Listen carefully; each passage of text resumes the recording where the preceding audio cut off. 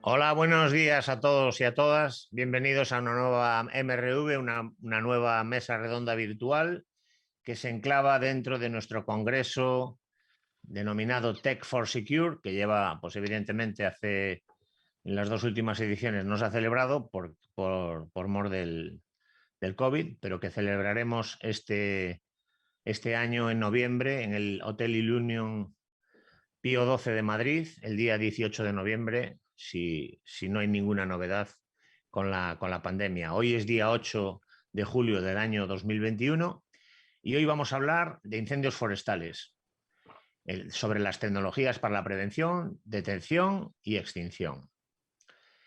Bueno, bienvenido a todos los oyentes, a todos los que estáis ahí, que nos estáis escuchando y viendo, aunque sabemos que lo veréis más tarde, no en directo, seguramente muchos de vosotros lo veréis en diferido, como es menester, o como ahora se consume los sistemas, los eventos audiovisuales, ¿no? Que no todo el mundo dispone de unas horas concretas para ver las cosas.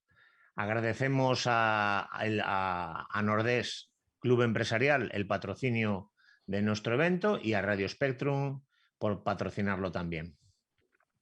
Bueno, nos acompañan Alberto Mayo Pais, portavoz y miembro de la directiva de Aprafoga, perdón.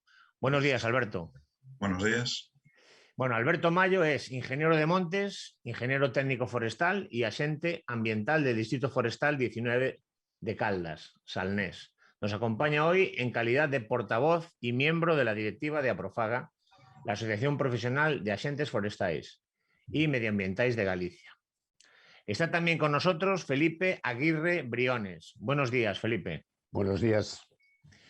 Felipe Aguirre Briones es experto en incendios y emergencias en el grupo Traxa, una empresa que todos conocemos. Fue ingeniero del ICONA, que era o es, no sé si existe todavía, ¿existe el ICONA? No, ya No. ha sido transferido. Por si acaso, a nivel nacional existiera o existiese, ¿no? Instituto para la Conservación de la Naturaleza, que todos conocimos, los que ya tenemos unos añitos. Y jefe de incendios forestales del Servicio de Montes de Guadalajara. Actualmente desarrolla su actividad profesional en Traxa, en donde ha ejercido como gerente de incendios desde el 1992 hasta el 2018 y actualmente ejerce como experto en incendios forestales con categoría de gerente. Ha participado en el diseño y creación del brief, su gestión desde entonces y desde los diferentes operativos encargados a Traxa, siendo responsable de la formación y de los diferentes proyectos de I+D+I que el grupo ha ido poniendo en marcha en los diferentes campos de la lucha contra incendios forestales. Nos acompaña también Jacobo Feijó Lamas. Buenos días, Jacobo. Buenos días. Jacobo es presidente de ASEFOGA, es ingeniero de montes por la Universidad Politécnica de Madrid. Nos acompaña hoy en calidad de presidente de ASEFOGA, la Asociación Sectorial Forestal Galega, y responsable del área forestal de Unións Agrarias. Nos acompaña, por último, Fernando Veiga Guiar. Buenos días, Fernando. Hola, buenos días a todos. Buenos días. Fernando es subdirector general de extinción de la Dirección General de Defensa do Monte, da Xunta de Galicia. Fernando Veiga es ingeniero de montes y licenciado en Ciencias Ambientales, funcionario de la Xunta de Galicia desde hace más de 20 años. La mayor parte de su labor en este organismo ha estado relacionada con la extinción de incendios. Está hoy con nosotros en calidad de subdirector general de extinción, unidad dependiente de la Dirección Xeral de Defensa do Monte, de la Consellería do Medio Rural da Xunta de Galicia. Bueno, pues nada, vamos al tajo. Hoy vamos a hablar de tecnología aplicada al monte cuando el monte se pone pues un poco en sus peores momentos, que es cuando hay problemas y peligran el monte y la vida de las personas. Estamos en temporada ahora mismo de incendios forestales, aunque bueno, el tiempo, como decíamos antes, no acompaña mucho para que haya incendios, lo cual es bueno, malo para el turismo, bueno para el monte. Igual que hay temporada de la centolla, que ahora no es, porque no hay R, y temporada de huracanes en Florida, que efectivamente ahora es temporada, no es ahora temporada de huracanes, también la hay de incendios, ¿no? Los incendios forestales, ¿qué podemos decir? ¿Son provocados o son accidentes de la naturaleza irremediables? Es una pregunta compuesta. ¿Qué porcentaje de cada caso hay? ¿Y está en nuestras manos que desaparezca la temporada de incendios como tal, entrecomillada? Y venga, vamos, Jacobo, empieza tú ya mismo. Bueno, pues efectivamente hay una temporada de incendios que es cuando confluye la ventana climática de condiciones en que los incendios pueden desarrollarse. Hay un consenso bastante amplio en que, por lo menos en el caso de Galicia, que es el que más conocemos, un gran porcentaje son de origen antrópico, es decir, que tienen su origen en la actividad humana. Eso no quiere decir que sean todos intencionados. Muchos de esos que tienen origen humano pueden ser no intencionados por negligencias, por malas prácticas, etc. Y si está en nuestras manos que desaparezcan, sobre el factor climático no vamos a poder actuar nunca y el riesgo cero nunca va a existir, pero sí es verdad que se puede actuar sobre el factor antrópico y sobre todo actuar sobre el territorio. Si sigue esta tendencia de abandono del medio rural y se abandona no solo el monte, sino también la agricultura, los prados, los cultivos, las tierras de labor que actualmente están haciendo de cortafuegos naturales porque interrumpen la continuidad del combustible, nos vamos a ir a un escenario catastrófico en el que los incendios forestales van a ser imposibles de apagar. Y yo creo que el mejor ejemplo lo tendríamos en lo que ocurrió en el año 2017 en Portugal. Fue un año tremendo para Portugal, hubo 2 rachas de incendios forestales, una fue en verano, el famoso incendio de Pedrograu, donde murieron 62 personas, y la otra fue cuando el ciclón Ofelia, ya en el mes de octubre. ¿Quién iba a decir que el mes de octubre iba a haber una catástrofe por incendios? Pero es que se abrió esa ventana climática y en unas pocas horas ardieron más de 200.000 hectáreas. En cuestión de horas, no estamos hablando, el incendio de Pedrogao, por ejemplo, fueron varios días de calor en el verano, pero fueron en cuestión de pocas horas más de 200.000 hectáreas. Y ahí fue un problema de abandono del territorio, de acumulación de combustible, y yo creo que es la variable más importante y el reto más grande que vamos a tener en los próximos años, conseguir un medio rural vivo donde siga habiendo actividad y esta actividad en el rural, en la agricultura y la ganadería nos proteja a su vez el monte. Muy interesante. Felipe, ¿tú qué opinas? Acabaremos con esa frase desgraciada de la temporada de incendios. Bueno, yo la verdad es que me he enfrentado al tema desde las dos vertientes a lo largo de mi vida, tanto desde la prevención como desde la extinción. Efectivamente hay una ventana, esa ventana está ahí, el mundo mediterráneo existe, está compartiendo el fuego nos pertenece a la propia idiosincrasia de nuestra naturaleza, está ahí. Y lo cierto es que los hombres también estamos ahí. Entonces yo la visualización que tengo o que veo es que si está la opción a la ventana y la opción para que se produzcan y está la causa, que es el propio hombre, que estamos ahí, el fuego nos va a acompañar y va a estar con nosotros de forma inevitable porque el fuego no lo vamos a eliminar de nuestra vida porque nos proporciona y está con nosotros. Lo que sí habremos de buscar o de pensar es cómo minimizar esos riesgos, cómo minimizar que aparezca o que suceda. Ojo que muchas veces tenemos una idea equivocada y es que los incendios son solo en verano y además ahí en Galicia hay otro periodo, que es el periodo de todo el noroeste, que es el periodo del invierno, del posinvierno, principio de primavera, los meses de marzo a abril, donde hay unas condiciones en las cuales también se abre la ventana, es decir, y donde en muchos años el número de incendios es muy parecido al que se produce en verano. Sin embargo, lo que ocurre es que afortunadamente la vegetación está acostumbrada y tiene unas defensas para protegerse y no se produce la intensidad del daño que se puede producir en verano, ¿no?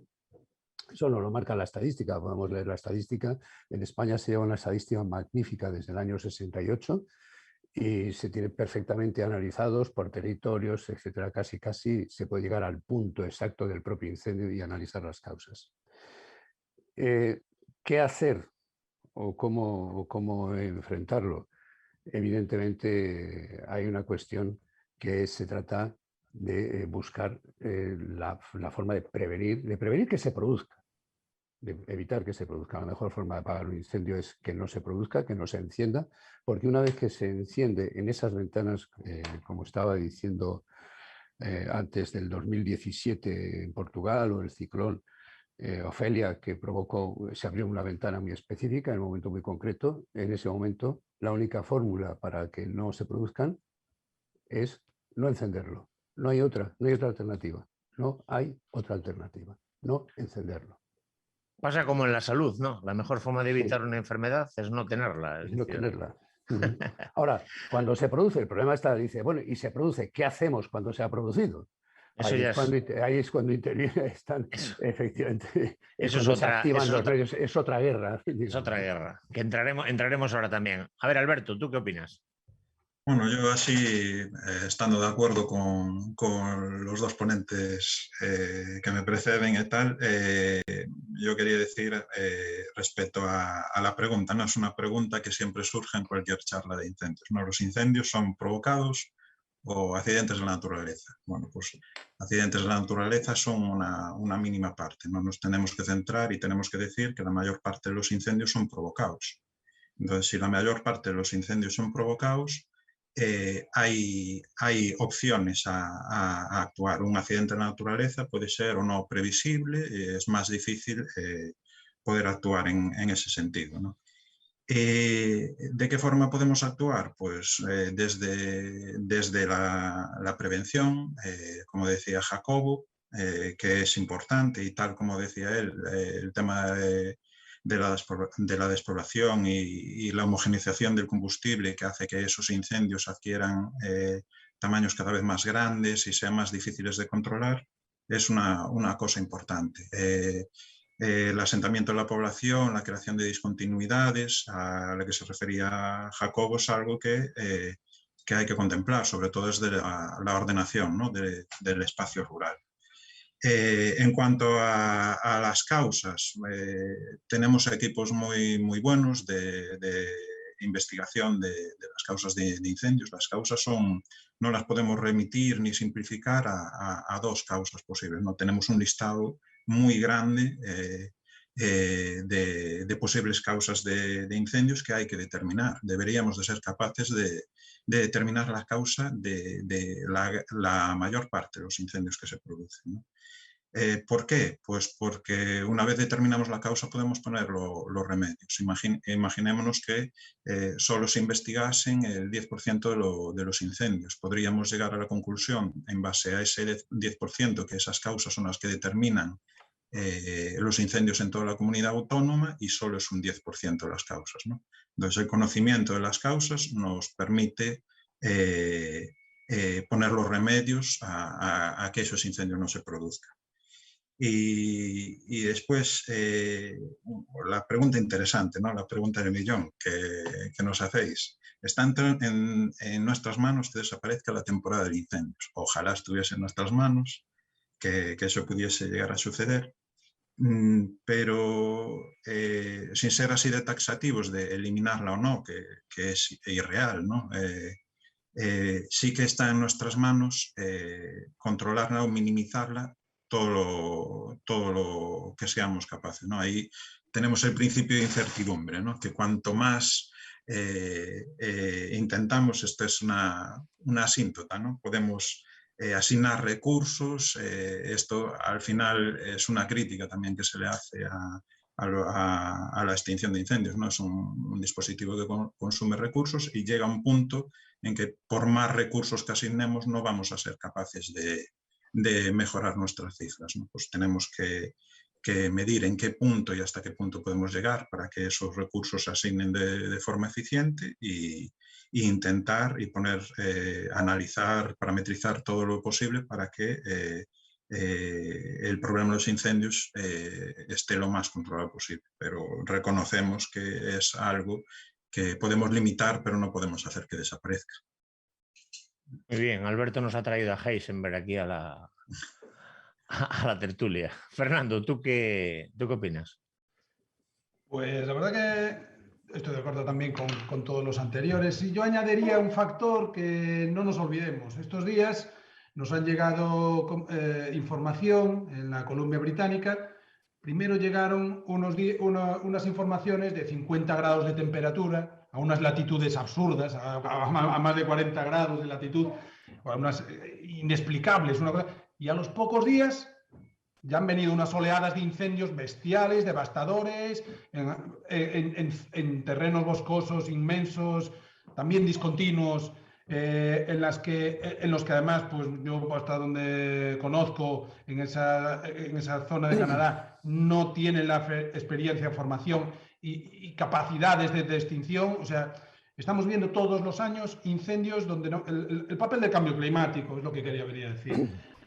Cada vez es más difícil predecirlos. Cada vez es más difícil predecirlos. Estamos viviendo episodios de nunca se había visto. Octubre del 17 nunca se había visto. A mediados de octubre del 17 que venga un huracán y que durante un montón de horas no vengas sin lluvia, inaudito. El papel del cambio climático nos está rompiendo los esquemas y nos tenemos que ir detrás, los servicios de extinción, tenemos que ir detrás adaptándonos a ese cambio climático. Pero también tenemos muchísimo que trabajar en la mitigación y en la predicción. Hay mucho trabajo en la meteorología, mucho trabajo, mucho donde avanzar. Esto, además de todo lo que han dicho mis antecesores. Las causas de los incendios, efectivamente, nosotros en incendios siempre hablamos de diferencia entre causas y motivaciones. Y las causas naturales, pues siempre son prácticamente únicamente el rayo, no hay otros fenómenos meteorológicos, únicamente el rayo, que en los últimos 10 años, gracias, entre otras, pues a esas brigadas de investigación que aludía Alberto, tenemos muchos datos históricos de la ocurrencia de esas causas, que son eso, o naturales o antrópicas. Pues las naturales, fundamentalmente esos rayos, han supuesto en los últimos 10 años menos del 3% del número de siniestros. Y es más, porque a nosotros lo que nos hacen daño no son los incendios así esporádicos o accidentales, no, son los intencionados malos. Pues esas causas naturales solo suponen el 1% de la superficie. Es el 3%, menos del 3% del número de siniestros, pero menos del 1% de la superficie. Los escapes de quema, las negligencias no penales, eso pues tampoco no son, pues redundan, son un elevado número. También tenemos que trabajar en ese sentido, concienciación, elaboración de normas fundamentalmente elaboración de normas de las quemas, divulgación, mucha preparación en ese sentido, mucha prevención. Pero a nosotros los que nos hacen daño son los malos, los que a mediados de septiembre, después de una semana de sequía, se ven una predicción de lluvia a final de la semana y empiezan a calentar motores y empiezan a darnos que ya en número son mucho, pero en superficie quemada es la grandísima mayoría. Esa línea tenemos que ir ahí. Una de las maneras de investigarlos, como analizó perfectamente Alberto, es la investigación, sabiendo las causas y después ya los motivos entraríamos. Sabiendo las causas, los motivos, podemos actuar sobre ellos. En cada zona, en cada pueblo, pues en muchas de esas zonas hay conflictos, hay que analizarlos y de toda esa investigación, las fuerzas y cuerpos de seguridad del Estado y también en colaboración y nuestros agentes facultativos medioambientales conocen el territorio, han estado en esos incendios y conocen a la población. Entonces ahí desempeña un papel fundamental. En muchos pueblos han erradicado, pues eso es donde tenemos muchísimo trabajo. Han erradicado ese origen del incendio, pues había un conflicto de ganaderos pues se focalizó, se analizó y se pudo llegar a acabar con eso. Sí, es lo que dice Fernando, ¿no? Si comparamos series estadísticas, por ejemplo, de muchas zonas de la provincia de Pontevedra y la provincia de Ourense, que dentro de lo que es el contexto de Galicia son las que más número de incendios tienen, hace 20 años eran unos números muy similares, ¿no? Y, por ejemplo, aquí concellos como en mi distrito Alhama bajaron muchísimo en tema de número de incendios, ¿no?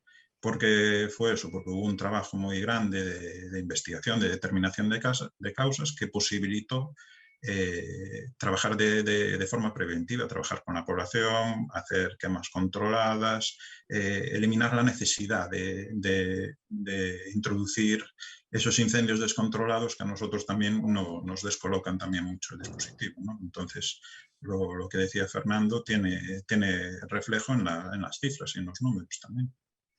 Entonces el cambio, a mí me quedo con una frase, el cambio climático está afectando al incremento sin duda de los incendios. El otro día leía yo una noticia que la Antártida estaba registrando, lo que es el Polo Sur, estaba registrando temperaturas, pero récord en la historia, el deshielo y tal. Pero bueno, a mí, si me permitís, me gustaría haceros una pequeña apunte, ¿no? Jacobo ha hablado de la ventana, cuando se produce la ventana. Por centrar una frase específica de cada uno, ha hablado del ciclón, ha comentado el tema del ciclón. Alberto ha hablado de la acumulación, o sea, lo que está produciendo la España vaciada, ¿no? O sea, la acumulación.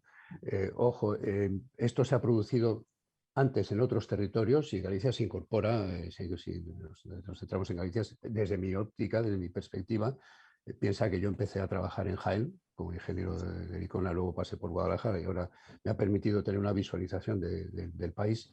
Galicia se incorpora ahora a esa despoblación que modula la acumulación de combustible sobre el suelo, sobre el territorio, y lo cual cambia o afecta al comportamiento del incendio, a que nos encontramos con incendios más intensos y más peligrosos que antes, ¿no?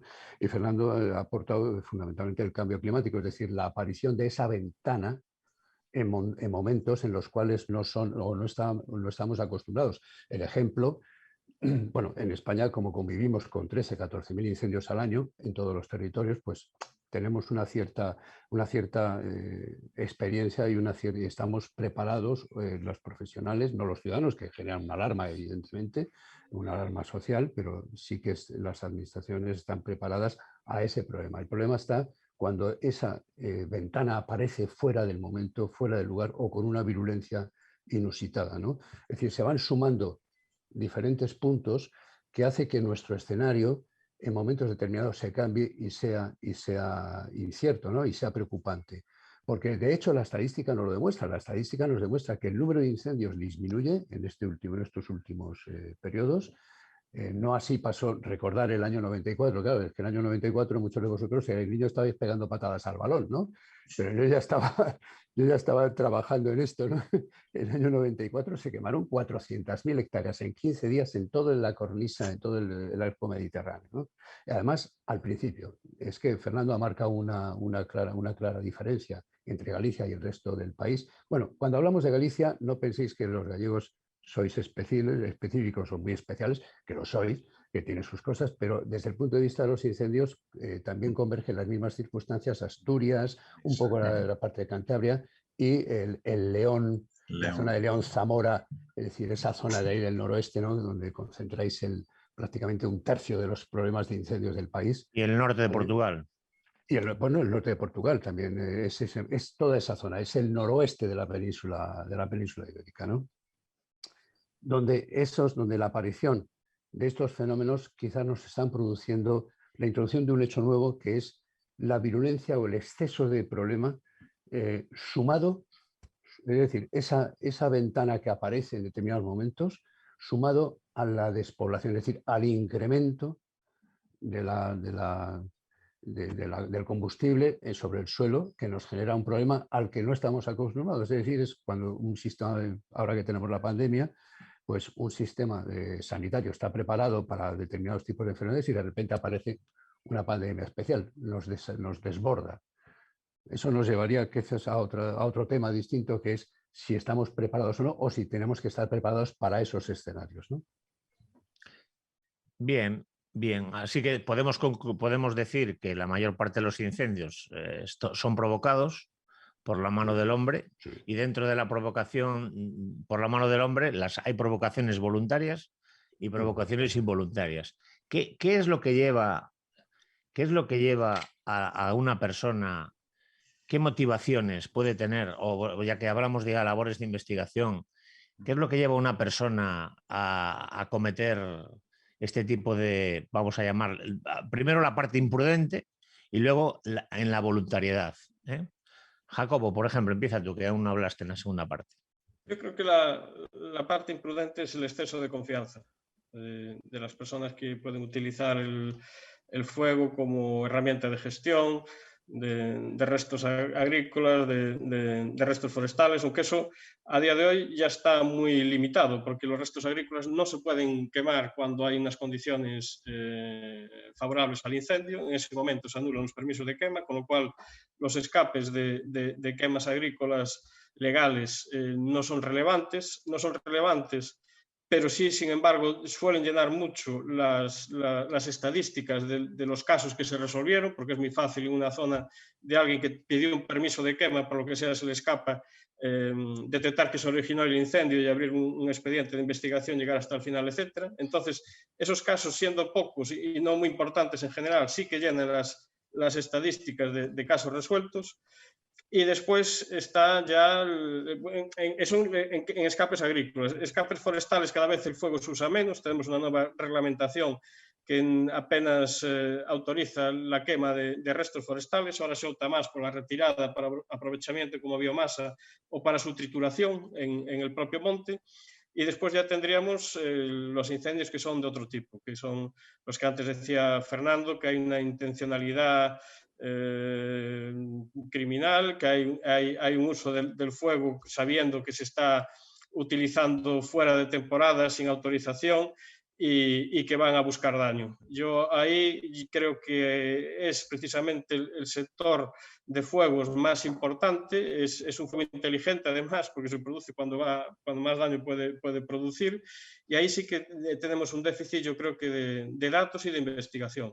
Yo no sé cuál será la estadística, pero imagino que de unos 100 incendios se investigan a fondo unos 10, que lleguen como mucho a un procedimiento judicial, y de esos 10, uno obtiene una condena. Más o menos los grandes números podían ser ese.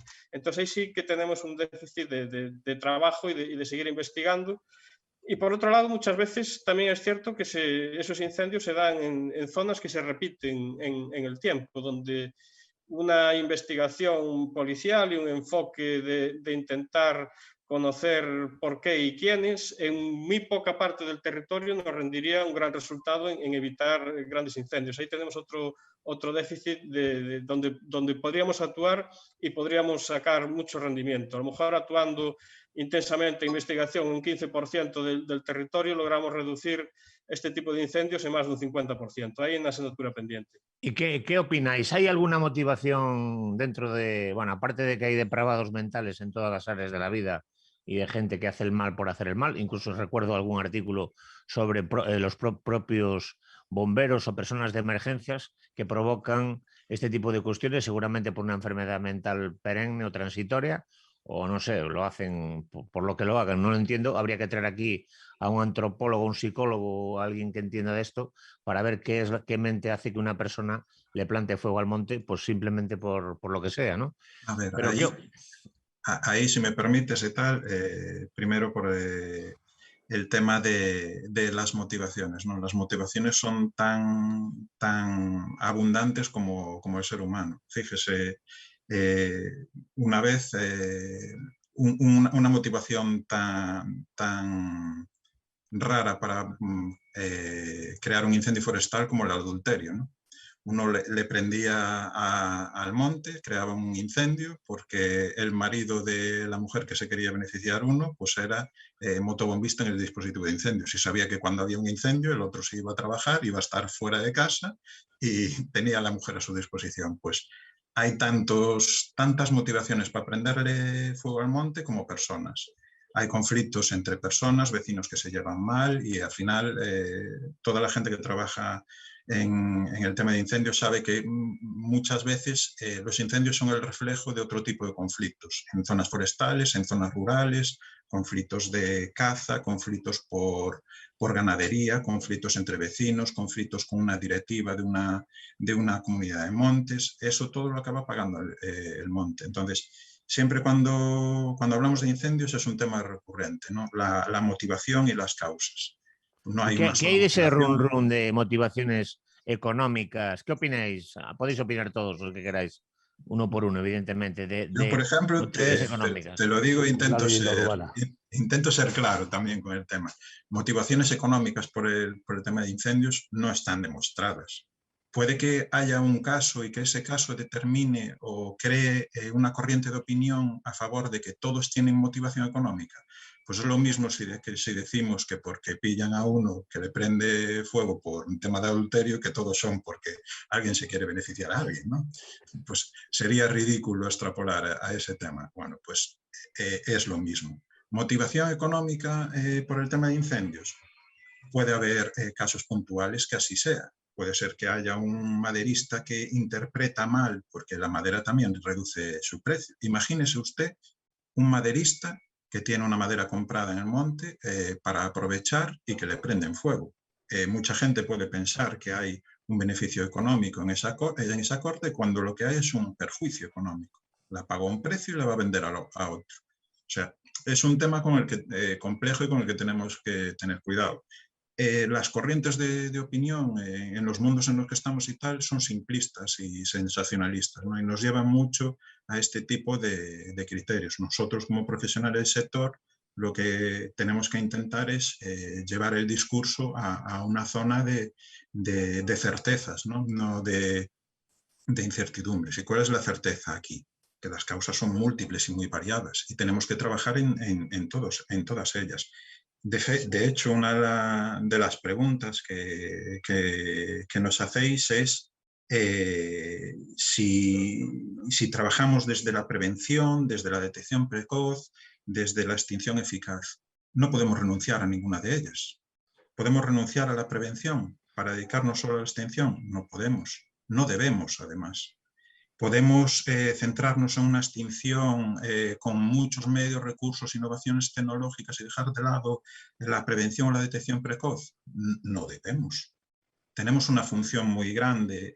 Quizás en los últimos años, hablábamos antes del ICONA, ¿no? Seguro que Felipe se acuerda de todos estos tiempos de cuando se hacía extensión forestal, de cuando íbamos, aconsejábamos. Este trabajo es un trabajo que se perdió mucho en los últimos años. Es un trabajo fundamental. Es un trabajo donde la administración está en contacto con la población, conoce de primera mano la problemática y le permitiría también atajar mucho los problemas que existen, ¿no? Alberto, en ese campo habéis desarrollado los EPRIF, en fin, todas estas brigadas de técnicos que acuden al territorio para hacer eso, lo que se hacía, la extensión forestal, es decir, poco más o menos, ¿no? Y es un trabajo fundamental desde mi punto de vista. Sí. Bueno, estar en el terreno y conocerlo y conocer las problemáticas nos ayudaría mucho a atajar. Bueno, a mí me gustaría introduciros una variante, porque efectivamente se está hablando en la investigación de causas, ¿no? Fijaros, ha habido en alguna ocasión que la investigación de causas se llegó vamos a ver, en esto hay varias cosas que entender. Primero, me parece a mí desde mi punto de vista, primero, que una cosa es que el incendio se produzca, sepamos por qué se ha producido, es decir, cuál es la causa, y otra distinta es conocer al causante. Son dos cosas distintas. Segundo, ha habido un cambio histórico, si no lo recordáis, yo os lo pongo encima de la mesa, y es que en los años 68, cuando se empezó con la investigación de causas, que es una técnica que nos viene de Portugal, además, que la aprendimos de los portugueses, la negligencia no estaba considerada como una intencionalidad. Entonces hubo un momento determinado, si recordáis, en que se creó el delito de incendio forestal. O sea, el Estado, a través de la Fiscalía, quiero recordar que era Burón Barba el fiscal general del Estado en aquella época. Se creó el delito, entonces ahí se tuvo que decidir qué era delito, qué era no, es decir, cuando había doloso o no era doloso, si una quema, si una negligencia era dolosa o no era dolosa, porque el concepto es importante desde el punto de vista de la pena que se va a aplicar. Y se decidió y se tomó una determinación, y es que aquella aquella negligencia en la cual no se habían adoptado las medidas para intentar evitar que se produjera, sí que se consideraba intencionado. Eso vino a incrementar el arco de la estadística, el arco de los intencionados. Si nos fijamos, los intencionados están en torno al 56-57% de la estadística a nivel global, a nivel de España. Ojo, en Galicia es el 83%. O sea, Galicia marca una diferencia clara por vuestras características, las características sociales. Sin embargo, de todo este porcentaje, de todos estos 50 y tantos % de incendios que se consideran intencionados, solo el 8%, el 8, el 9% son por pirómanos y luego otro 5% son actos vandálicos. Es decir, que de todo ese porcentaje enorme, la gran mayoría son negligencias en las cuales no se ha tomado ninguna medida para evitarlo. Es decir, oiga, si usted utiliza el fuego, al menos tome medidas para evitarla, ¿no? Para evitar que se produzca un incendio que propague. Si no lo ha tomado, usted ha cometido un delito. Usted está infringiendo una normativa. Bien, eso nos lleva a una especie de compliance, ¿no? Exacto, exacto. Entonces, realmente, si tenemos en cuenta el 5% a nivel nacional, son producidos, el único elemento natural que provoca el fuego en España es el rayo, porque afortunadamente, bueno, en Canarias si algún día algún volcán empieza a funcionar, a ponerse en marcha, podríamos tener otra causa natural, ¿no?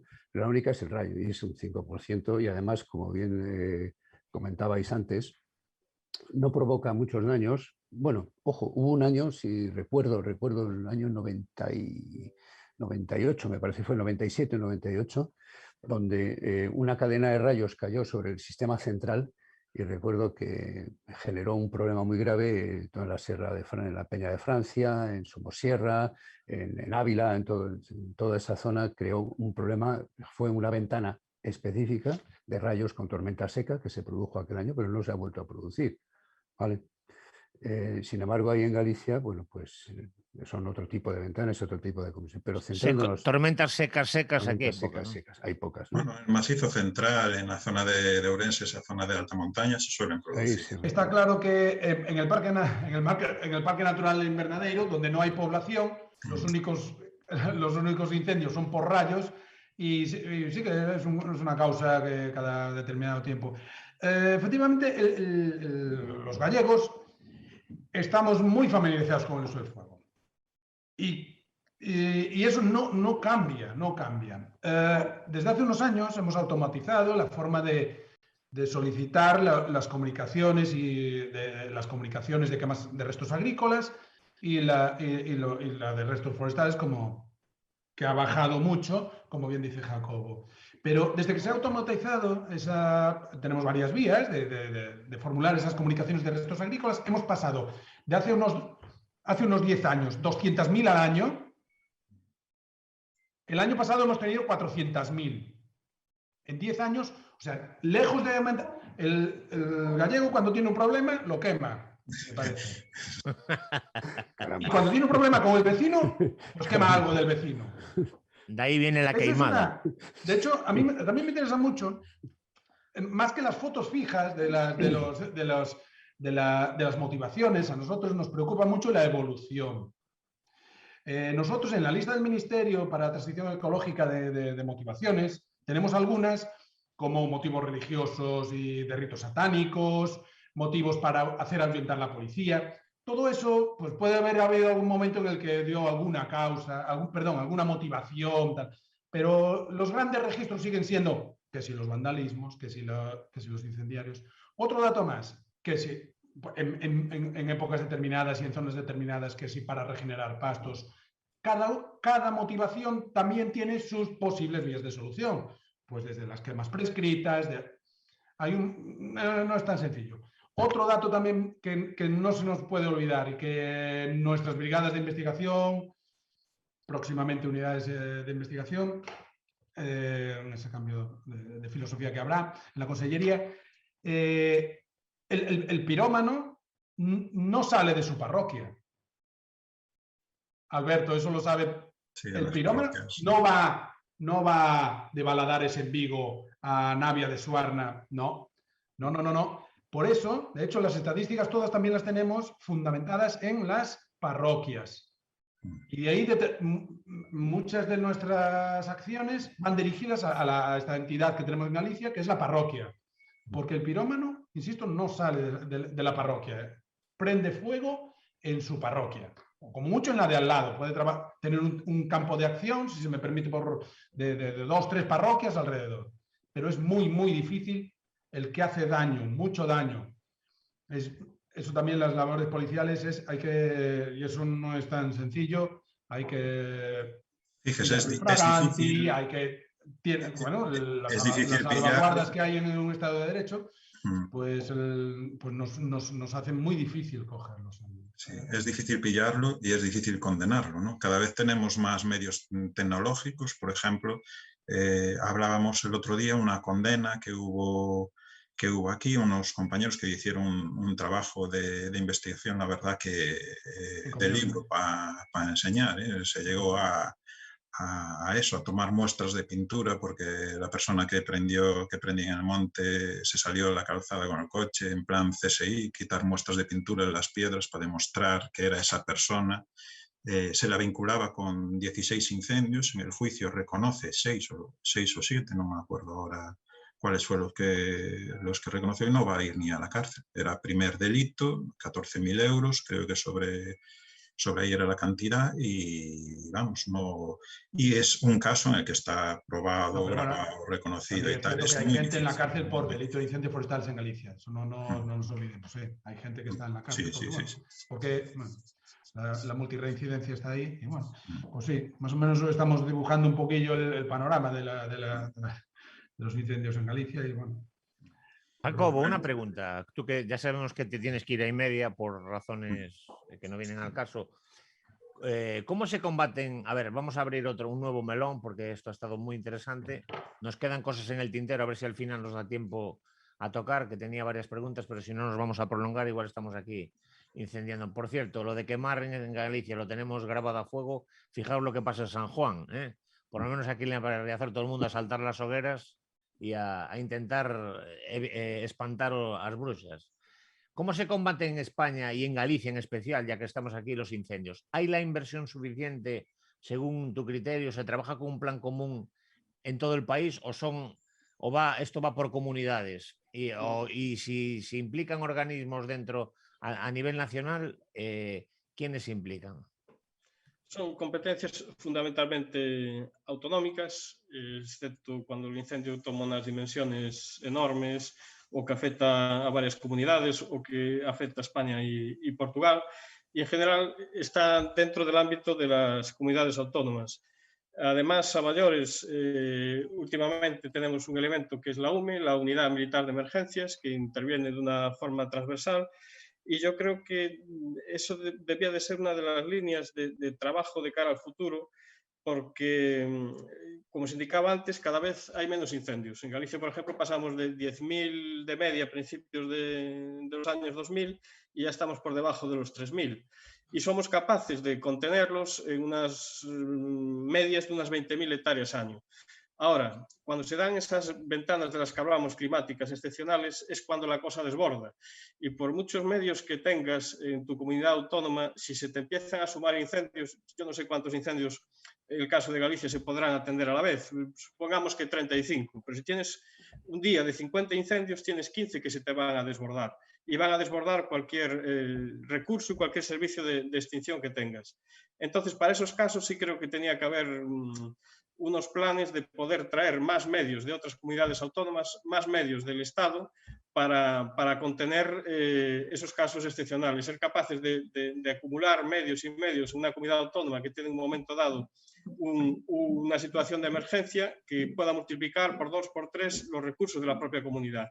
Son esos eventos los que nos tienen que preocupar. Ya digo que en el caso de Galicia, por ejemplo, somos capaces de contener en esa media de 20.000 hectáreas año con el servicio de extinción que tenemos, pero hay de los momentos en que el número de fuegos en un día se desbordan y que está abierta esa ventana climática. Hay que mejorar en esa coordinación y esa capacidad de acumular medios en una comunidad autónoma cuando la situación se desborda. Y hablando de medios, Jacobo, y aprovechándonos de tu amabilidad y de que te vas a marchar antes, ¿tú qué apostarías? Es decir, primero, ¿la inversión es suficiente? Segundo, ¿qué apostarías? ¿Por medios activos o reactivos? Es decir, ¿apostarías por invertir más en la prevención, en sistemas de control, de alerta temprana, tal, o montarías pues que la UME fuera más grande, hubiese más bomberos, más agencia forestal, más... ¿Por qué apostarías tú, personalmente? Yo creo que hay siempre dos escenarios. Hay el escenario del incendio, digamos, normal y corriente, en el que vale la prevención, en el que te valen los cortafuegos que tú tengas en tu monte, en que es importante que esa masa forestal esté aclarada, que no tenga acumulación de combustible. Y luego está, como vengo insistiendo, el incendio extraordinario, donde eso no vale de nada. Porque si tienes un cortafuego de 100 metros de ancho, el fuego es capaz de saltar 600, 700 metros. Entonces tendríamos que distinguir claramente en esas dos cuestiones. Hay que tener el monte ordenado, el monte limpio, las franjas de seguridad preparadas para cuando haya un incendio, que puedan venir los servicios de extinción, trabajar con seguridad, hacer un ataque indirecto, y después tenemos que tener el territorio de forma global preparado para que cuando vienen esos grandes eventos de forma estructural el combustible no esté acumulado. Entonces, eso dibuja dos escenarios de trabajo, yo creo que muy separados y muy bien significados. En el primero, en el del incendio normal y corriente, ahí es donde efectivamente se puede hacer prevención y tenemos que tener unos servicios de extinción eficaces, y en el otro escenario es un escenario más de ordenación y planificación territorial, donde hay que trabajar a más largo plazo y tener una visión de desarrollo rural, donde podamos integrar el uso del territorio, la agricultura y la ganadería como principal herramienta de control del combustible. Muy bien, melón abierto, venga, cualquiera de vosotros. Y sin más, me tengo que despedir y me retiro. Muchas gracias y lamento tener que marchar por un imperativo. Gracias. Vale, Jacobo, muchas gracias por Jacobo. asistir y un fuerte abrazo. Te llamaremos más veces porque de esto hay que seguir hablando. A ver, ¿quién sigue con el argumentario? ¿A quién? Los medios bueno, un poco también, aunque a lo mejor le correspondería la colaboración con los medios del Estado. La Comunidad Autónoma de Galicia aunque tiene las competencias, el Ministerio del Estado, a través de varios ministerios, el de Defensa, el MITECO, pues el propio Ministerio del Interior en ocasiones de emergencia. Presta colaboración mutua y hay entendimiento porque las emergencias son emergencias y aquí nos olvidamos todos de si soy del Estado, si soy de... El Estado tiene desplegado, bueno, aunque las comunidades somos los competentes en la extinción de incendios forestales, en la prevención, el Estado hace un gran despliegue económicamente muy fuerte y en Galicia siempre nos miran con cariño. Tenemos en la base de Lavacolla hasta 3 focas, estos aviones anfibios de gran capacidad, que son un poquito en aeronáutica pues la estrella, aunque tienen unas versatilidades, otro tipo de medios aéreos, pues tenemos hasta tres aviones. Tenemos una sede de una BRIF de alta capacidad, el LAZA, en el Ayuntamiento de Laza, en Orense, y una base también desplegada en Xinzo de Limia, de aviones de carga en tierra. O sea, tenemos el Ministerio también dispone muchos medios aéreos, bueno, muchísimos más también disponemos nosotros, ¿no? Evidentemente. Colaboración con otras comunidades autónomas se restringe a incendios limítrofes y también los medios de extinción prestan total colaboración y pagamos en las zonas limítrofes, existen convenios, aunque hay que revisarlos, con Asturias y con Castilla y León, porque estamos todos a lo mismo y hay, bueno, pues como siempre hay que mejorar la coordinación, sobre todo quien asume la dirección de extinción en incendios transfronterizos, las típicas cosas, pero lo que nos centramos es en apagar el incendio y colaborativamente. Y también con Portugal. Hay medios... lamentablemente el año pasado, por ejemplo, hemos tenido que lamentar el fallecimiento de dos trabajadores en un accidente aéreo que se produjo de un foca portugués en la zona del sureste, y era un incendio que teníamos nosotros. Esa colaboración intercomunidades e interestatal funciona, esa esa colaboración, medios del Estado, funciona. Y lo que sí que efectivamente no hay, con grandes episodios, no hay colaboración de que se manden grandes destacamentos entre comunidades autónomas. Eso sí que yo pues, no lo... Sí que ha habido, por ejemplo, en verano del 2017, un gran destacamento de Galicia que partió hacia Portugal y más o menos, pues nosotros también por nuestro...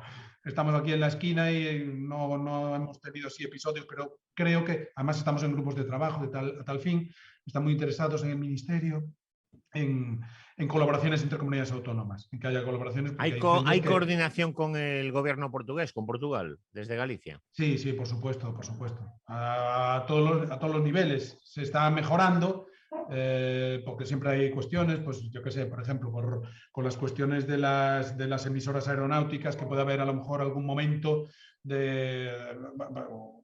con la cuestión de los... De in situ, del trabajo in situ, de las estrategias de extinción in situ, pero bueno, yo siempre que he hablado con autoridades portuguesas en incendios forestales, la colaboración ha sido plena y total. Lo que sí que hay que hacer es mejorarla, pero desde luego las intenciones siempre han sido colaborativas, no ha habido ninguna vez problemas. Vamos, que yo tenga constancia. Y bueno, pues un poquillo eso.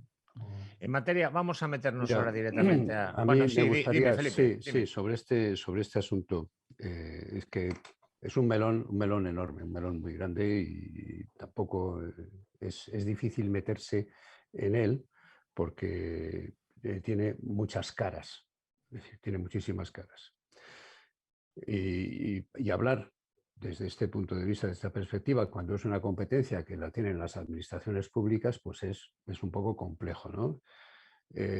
A veces da la sensación, a los ciudadanos les puede dar la sensación de que no se hace lo suficiente o porque los incendios están ahí, siguen estando ahí, se sigue quemando y siguen generando alarma e incertidumbre. También es cierto que la sensibilidad o decir, las respuestas de la existencia de los incendios ha cambiado a lo largo de estos años. Es decir, la sociedad española hoy, en general, hoy es mucho más sensible a la presencia de un incendio y depende del territorio del que estemos hablando. No es lo mismo, a lo mejor en el corazón de Ourense o en Vilar de Bos, por ejemplo, o en Quiroga, que hablar en Denia o en Xávea o en Javea, donde hay, o en Ourense, en un momento determinado donde puede afectar el humo a la población, etc., ¿no? Es decir, provoca una alarma, provoca una reacción. Entonces, la pregunta del millón es, como tú planteabas, dice, oye, ¿gastamos lo suficiente los españoles? Y si se gasta, hay que hacerlo realmente en extinción o en prevención. Esa es la dualidad que has planteado, ¿no? Yo te voy a dar una opinión muy clara y muy sincera.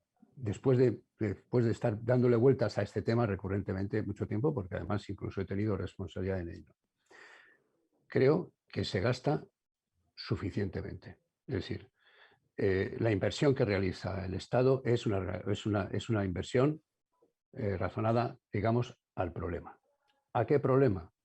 Claro, es que hay que pensar en qué problema es. Son los, como decía antes Juanjo, o como decía Alberto, los incendios pequeñitos, los chiquitos, es decir, aquellos que son el gran número, o el problema es el gran incendio, es decir, esos 30, 40 grandes incendios de más de 500 hectáreas que provocan una distorsión del sistema. ¿Dónde tenemos que centrar?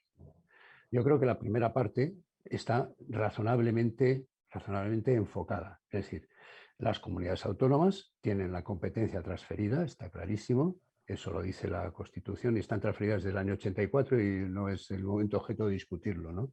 Están ahí y lo han abordado, les costó en un principio encajar esa dinámica, yo la viví personalmente, pero se hace de forma razonable. Como decía antes, si en Galicia hay 50 o 20 o 30 incendios en el mismo día, no pasa nada, pero hay que pensar que han tenido etapas en las cuales había 200 al día. Entonces, ¿cómo se abordan los 200 al día? Ahí es donde empieza el problema. Entonces, mi idea es que está bien dimensionada en unos sitios más y en otros sitios menos. Pensar que los incendios, el tratamiento en Galicia es distinto al que hay en Valencia. Luego, el camino es al pelear contra lo que se nos está produciendo, pelear contra la acumulación de combustibles que nos cambia la tipología del incendio a través esto está provocado por el abandono, por la España vaciada. Si nosotros vamos a seguir entrando en esa España vaciada, vamos a seguir generando incendios. Entonces, ¿qué hacer cuando venga el gran incendio? Habrá que meter medios extraordinarios, y esos medios extraordinarios solamente se consiguen a través de la solidaridad, es decir, a través de la coordinación de otros sistemas que vienen a España. En España no arde todo a la misma vez.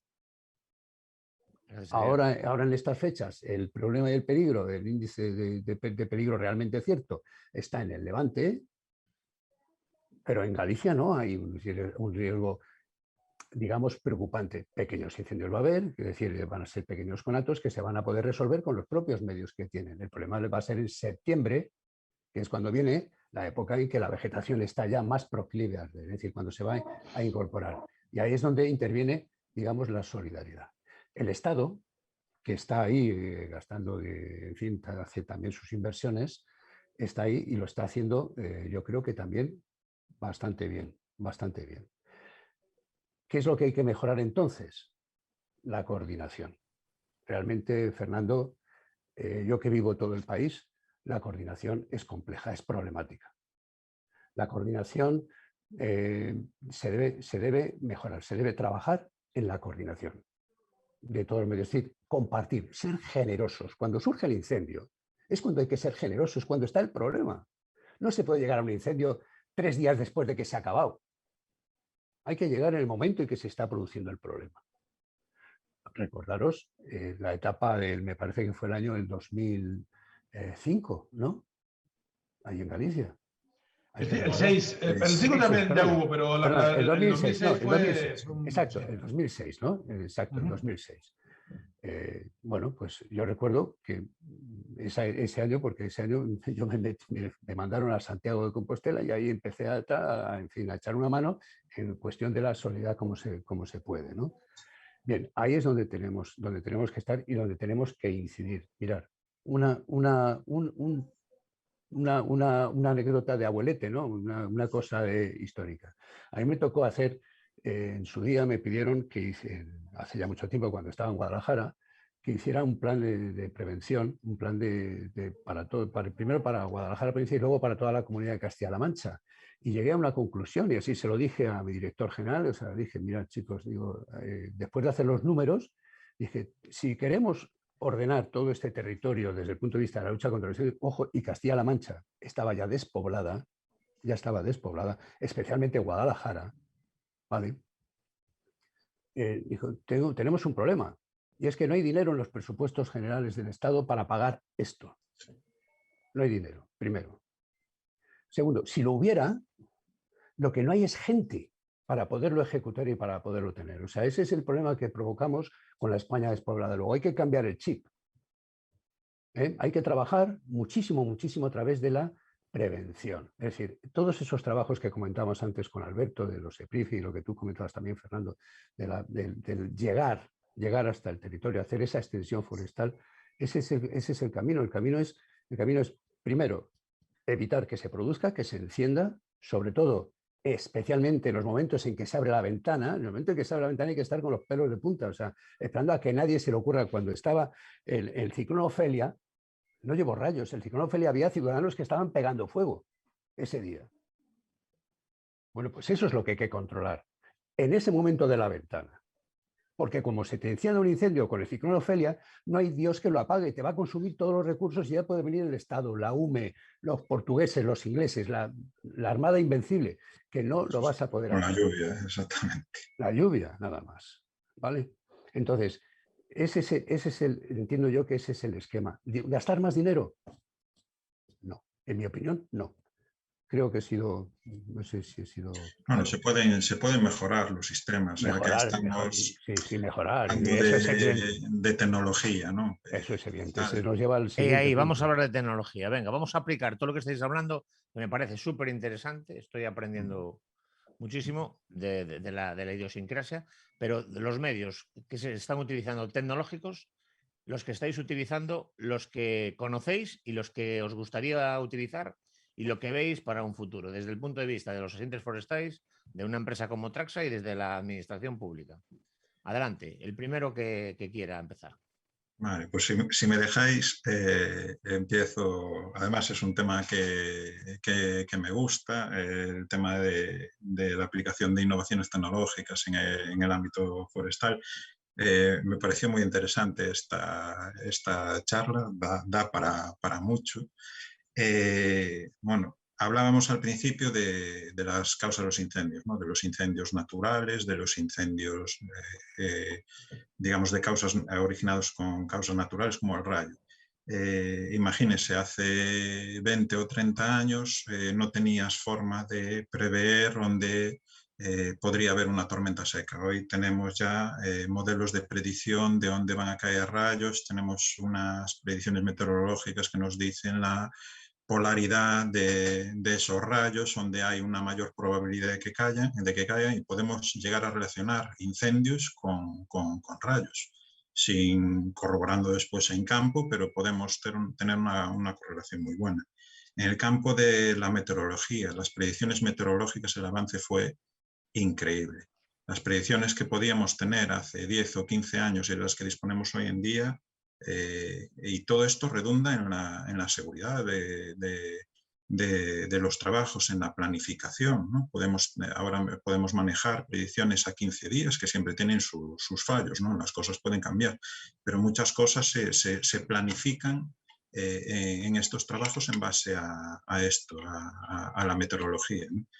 El avance fue increíble, redunda eso, como digo, en una mejor planificación, una mejor realización de los trabajos.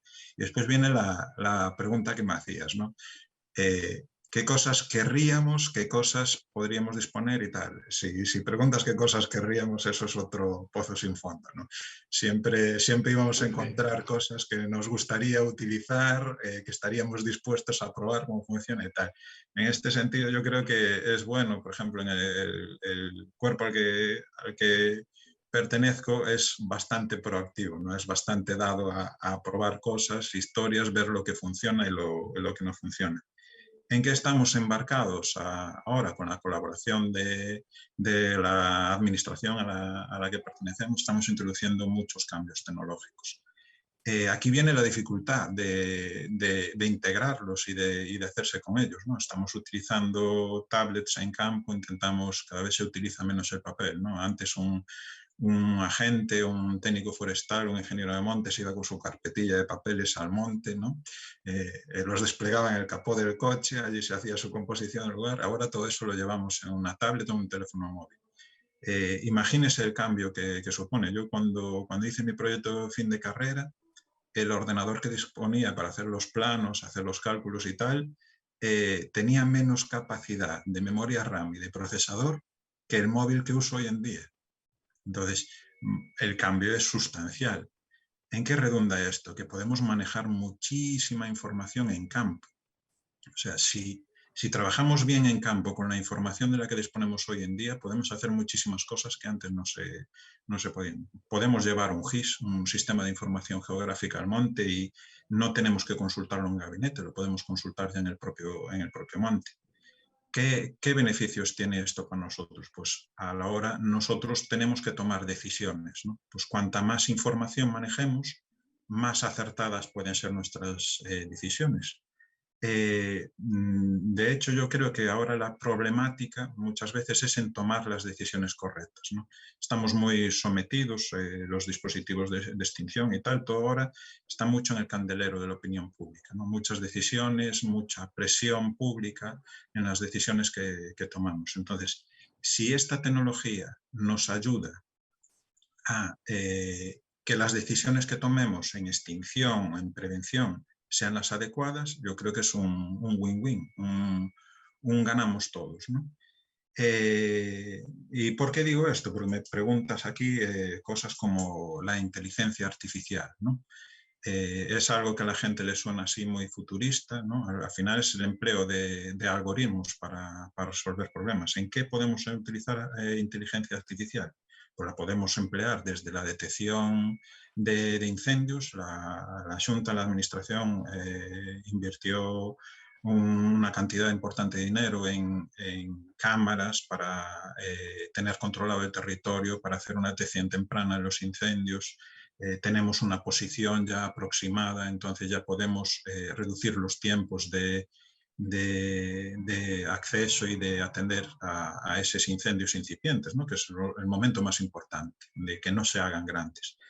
¿Qué más cosas? Estamos trabajando con drones. ¿Para qué nos sirven los drones? Pues tener una visión global del territorio es importante. Imagínese un incendio, ¿no? Un incendio pequeño pues no es tan definitivo, pero un gran incendio, un incendio de más de 500 hectáreas, donde podemos tener una visión global del incendio. Además, manejamos estos drones que se están utilizando, tienen cámara térmica, nos permiten determinar puntos calientes cerca del perímetro que pueden ser problemáticos a la hora de una reproducción o tal. Todo eso redunda en un mejor trabajo. Preguntas también por cámaras para videovigilar los montes. Pues se utilizan también cámaras de fototrampeo para, en zonas problemáticas, un poco centrar investigaciones, centrar problemáticas, saber lo que hay. Es un mundo enorme y un mundo que estamos empezando a explorar. Yo me pregunto una cosa, por ejemplo, ahora estamos involucrados en el tema del Internet de las cosas, ¿no? Por ejemplo, ahora disponemos de sensores como los LoRa en LoRaWAN y todo esto que nos permite tener dispositivos con muy poco consumo energético y transmitiendo datos durante un largo tiempo, ¿no? Por ejemplo, lo utilizamos en estaciones meteorológicas, pero lo podríamos utilizar en zonas muy concretas de problemáticas muy determinadas, control de acceso, sensores que determinen cuánta gente está presente en el monte en un determinado momento. Esto no invade la intimidad, es solo para tener unas cifras que nos permitan planificar. Podríamos tener estados de humedad, estados climatológicos y tener esos datos al momento, ¿no? Y con poca inversión y tal. Es un mundo muy grande que estamos empezando a trabajar en ello, que tiene muchas y muy buenas perspectivas. Y lo que tenemos que intentar es que involucrar a la gente en el uso, en que vea su utilidad y en no centrarnos en el uso de la tecnología por sí, sino en la utilidad que tiene la tecnología para resolver determinados problemas, ¿no? Yo es más o menos como lo veo, porque si entramos en ese mundo de todos nos queremos tener la última tecnología o tal, pero después no la utilizamos o no acabamos por resolver los problemas que tenemos, va a ser una crítica grande hacia nosotros. Eso no sería tecnología, eso sería perdón, no sería tecnología, sería tecnología, la que yo tengo a bien hablar durante mucho tiempo. Correcto. Tú te has adelantado muchísimas preguntas que iba a hacer sobre sensorización. ¿Qué tenemos en cartera? ¿Vosotros cómo lo veis, los que no habéis opinado? Felipe, por ejemplo. Bueno, vamos a ver, la tecnología, los avances de cuando yo empecé con esto, te puedes imaginar cómo ha cambiado, ¿no? Simplemente enlazando con lo que ha comentado Alberto, me acuerdo cuando creamos la Brief en el año 92, no hace tanto, en el año 92, tener un teléfono móvil era imposible, era un lujo. Teníamos un teléfono, era un zapatófono, que se llevaba en el coche. El problema era un problema, claro, de cómo hacer llegar la señal desde el punto donde está el teléfono hasta donde interesa, ¿no? O sea, era una auténtica aventura. ¿Cómo ha cambiado el mundo en estos años? Pues es una auténtica barbaridad. Y totalmente de acuerdo 100% con Alberto en que la tecnología está para resolver problemas. No esa tecnología de la que citabas, sino que es tecnología, está para ello. Lo que pasa es que en esto se han comentado varias cuestiones. Una cosa es, yo lo visualizo en que la tecnología tiene que ayudar en varios aspectos. en el aspecto de lo que es la extinción, que es lo que parece que llama más la atención en los operativos de extinción, es donde llama más la atención. Ahí fundamentalmente está lo que se llama la conciencia situacional. Está claro, Alberto, que necesitas información, que además hoy día que interviene muchísima gente, necesitas esa conexión entre el territorio donde está el incendio y los centros donde se están tomando decisiones o donde se está transmitiendo información a la ciudadanía, o lo que está pasando en el escenario, es decir, conciencia situacional. ¿Qué problema tiene eso? Eso tiene un problema. La tecnología hoy día, los GIS, las cámaras, etcétera, nos proporcionan muchísimo, los drones nos proporcionan toda esa información, pero el problema es hacerla llegar. O sea, ¿de qué nos sirve tener toda esa información? El dron firma muy bien, si lo que necesitas es un piloto, y ese piloto es un experto, no puede volar porque el espacio aéreo está ocupado por los aviones que están en la extinción. Es decir, tenemos que aprender lo que es la gestión de toda esa tecnología, esa tecnología. Y luego tiene que haber la posibilidad de transmitirlo desde ese punto a otro, porque si un señor está bien tomado una decisión en el centro de la comarca o en la oficina en la capital de la provincia, que es donde suele estar los centros de coordinación, y tienes que hacer llegar esa información, y si no hay una cobertura telefónica, pues no llegas. Llega ahora que nos llega el 5G, ¿no? O sea, llega el 5G. 5G es una maravilla. En Madrid es perfecto. Madrid funciona como un tiro, todo enseguida, los chavales están conectados enseguida, pero métete en el surés, ahí arriba en lo alto un cerro, a ver quién concholes donde hay una antena que la que tú pinches para poder mandar 1 giga de información a través de internet. Es imposible. Luego la tecnología tiene que ir a resolver, o sea, la tenemos que utilizar para resolver los 2 problemas cruciales en ese campo, en el mundo de las operaciones, que es en la comunicación del territorio, es disponer de GIS, aplicaciones que ya las hay, nosotros hemos desarrollado varias, la propia Xunta de Galicia tiene unos sistemas informáticos que es digno de verse, hay que verlos, o sea, son fantásticos. Cuando hay un incendio, sabe perfecto, pero está conectado el señor que está ahí, tiene que seguir hablando con la emisora por vía Tetra, no hay buena comunicación, por vía radio, hay que hacer llegar esa información. Es decir, está clarísimo, la conciencia situacional está fenomenal, pero hay que resolver el problema de la comunicación para poder tener ese problema, que es una asignatura pendiente y muy pendiente además. Y luego hay otro aspecto, que es la formación. Es decir, la tecnología nos proporciona, los profesionales tienen que estar debidamente preparados, formados y coordinados, y hoy día la inteligencia artificial, como bien dices, permite muchas veces, vemos películas, vemos Spielberg, vemos La Guerra de las Galaxias, vemos no sé qué, vemos, oh, esto tiene que ser maravilloso, eso es pura ficción. O sea, la realidad estriba en que disponer de un simulador que nos simule, que nos diga, oye, ¿qué es lo que va a pasar? Que nos ponga el punto de eso tiene que existir. No, porque no conocemos todavía, o sea, el conocimiento humano no ha llegado a profundizar todavía en lo que es el funcionamiento de la naturaleza en su más íntima complejidad. Seguimos trabajando con las fórmulas de Rottenmeier o de Byron desde hace 40 años. Son exactamente las mismas. Es que los modelos son tan buenos como los datos que metes en ellos. Exacto.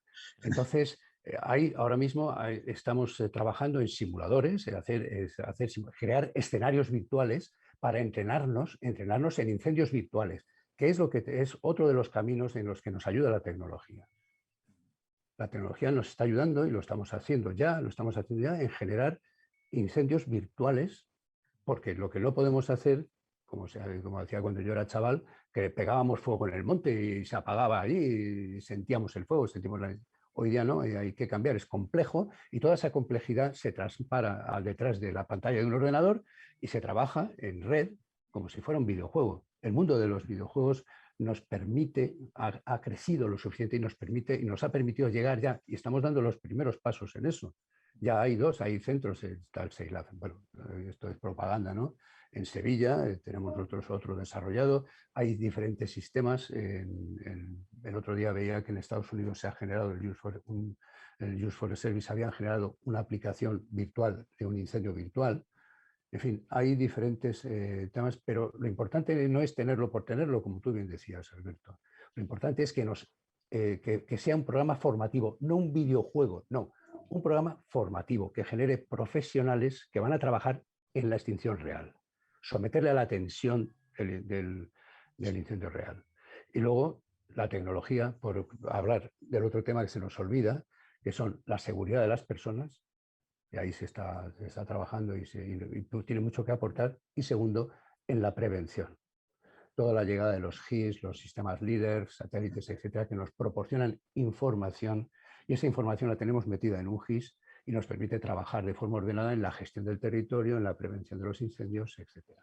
Ese sería el arco global en el cual entiendo que nos vemos, que es un mundo que no os podéis imaginar. Mirad, por ejemplo, hace años participamos en un proyecto europeo en el cual descubrimos, por ejemplo, que los griegos tenían un sistema desarrollado de seguimiento